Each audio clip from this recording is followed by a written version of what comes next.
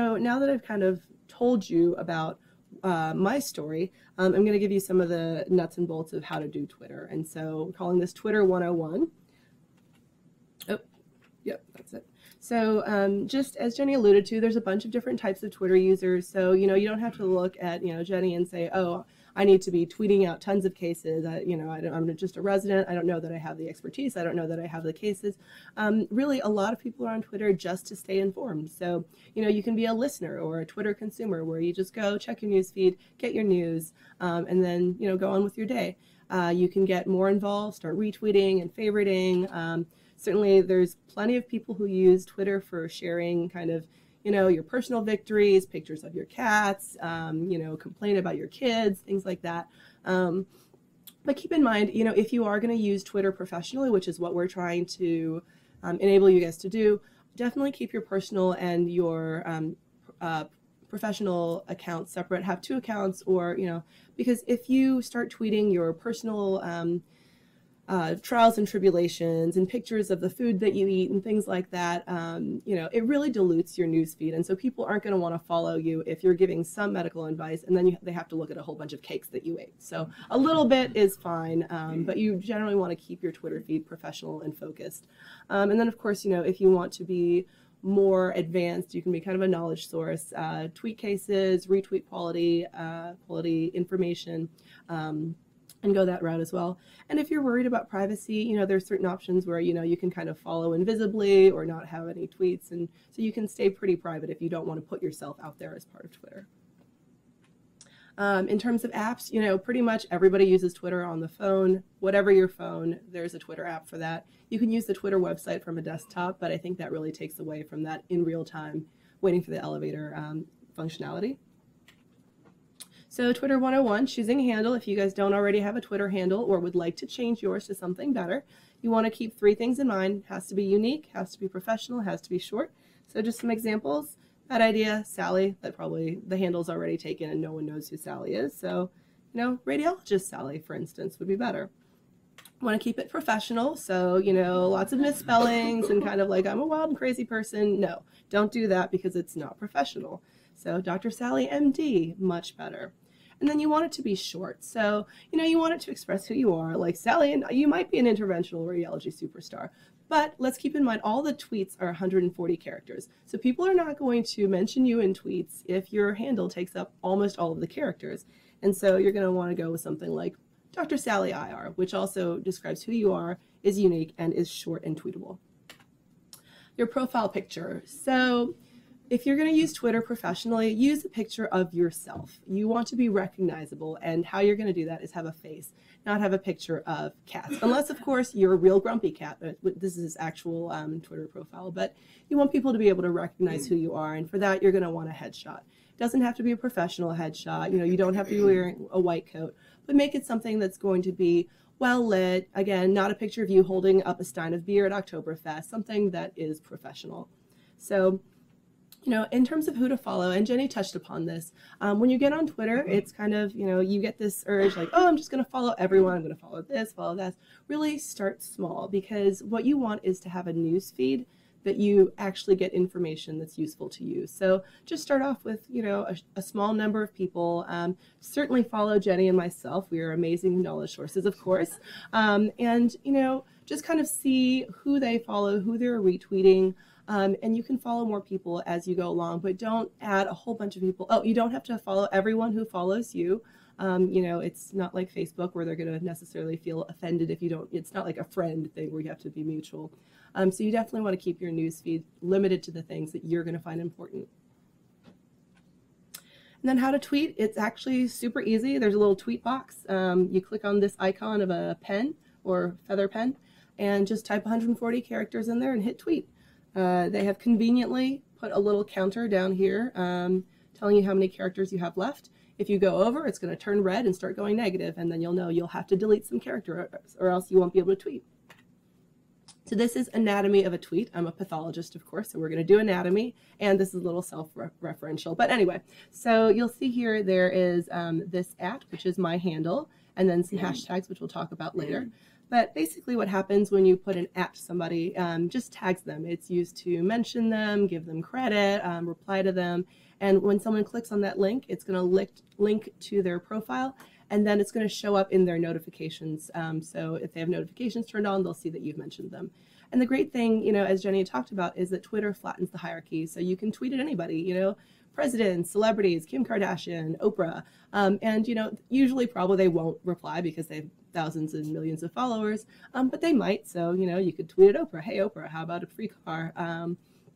So that's what the kind of handle or @ is.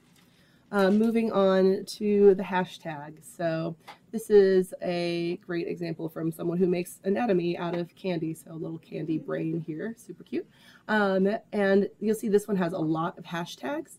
And to explain to you, this is no longer a £. For all of you in this room, this is not a £. anymore. This is a hashtag because we're all social media users now, right? So what this is used for is to group tweets by topic. And so essentially when you click on the hashtag, you can see that all of these are little links. When you click on that, it's going to bring up a list in Twitter of all the tweets that were tagged with that hashtag. And it'll tell you kind of, that those people are tweeting about that specific topic. Also useful for things like tweet chats and conferences to find the tweets associated with those things, and we'll talk a little bit more about that later. And these trend on Twitter, so if you see on the news that hashtag something is trending, like for instance, bring back our girls, or I stand with so-and-so, that's what people are talking about. They'll put a tweet in there, put that hashtag on there, and it'll add to the amount of people who are talking about it.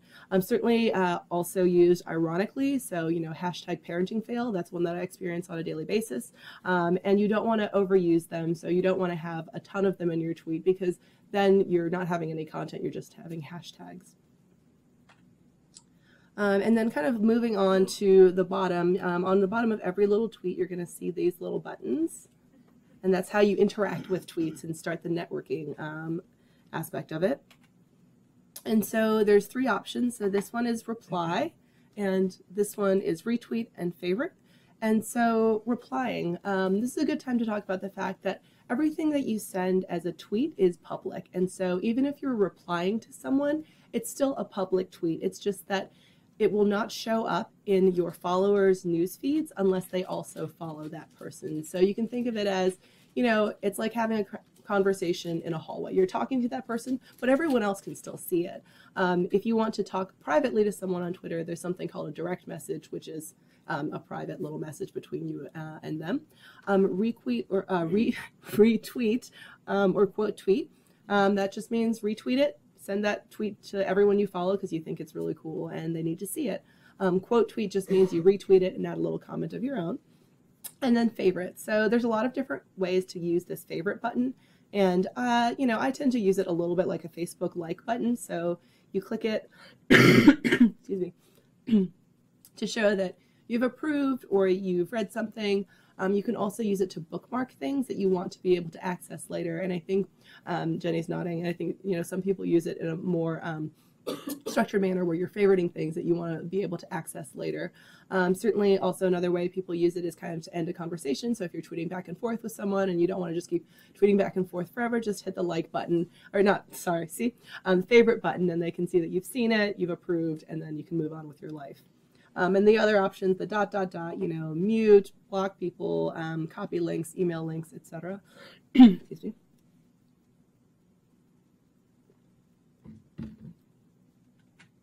All right, so this is a little bit of a pro tip. If some of you have been on Twitter and you're a little confused as to why there are periods before the @ sign, if you start a tweet, even if you don't hit the reply button and you start a tweet with someone's handle and the @ sign, Twitter is going to treat that as a reply. So again, it's going to show up to the person that you tweet at, but it's not going to show up to your followers unless they also follow that person. So if you want to start a tweet with a handle, what you're going to want to do is either put a period in front of it. So Duke men's basketball, congrats on another win. That's the Duke men's basketball account. You guys should all follow that too.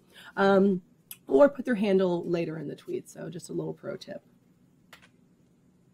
And then how often to check it? Again, I think the power of Twitter really is the, in real life, in real time information. So like I say, I really do. When I'm waiting for the elevator, I check Twitter.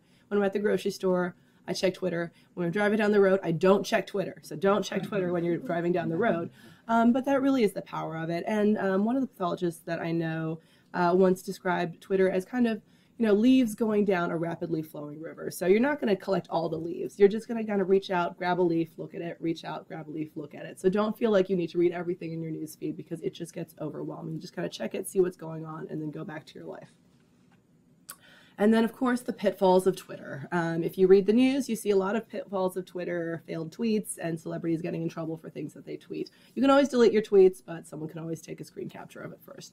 So the golden rule, don't tweet what you wouldn't say to your mother-in-law, and that's mother-in-law because your mother loves you, but your mother-in-law doesn't. So you definitely want to think about that when you're creating the tweets. I'm sorry, some of our mothers-in-law do love us, but anyway.